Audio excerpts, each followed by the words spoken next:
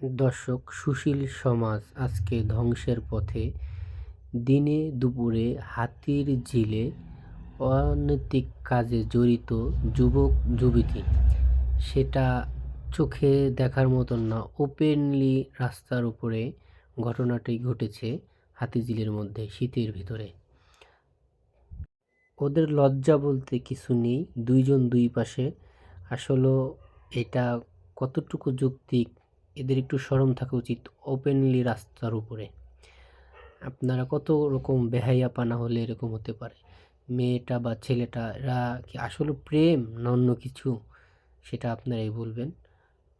হে বোন, তুমিও সতর্ক হও এই ভিডিওটা দেখে। যারা প্রকৃত ভালোবাসে তারা কখনো এরকম রাস্তার উপরে এইগুলি করতে পারে না। ভালোবাসা একটা পবিত্র জিনিস, ইজ্জত নিয়ে কোনো ভালোবাসা ছিনিমিনি না খেলাটাই ভালো।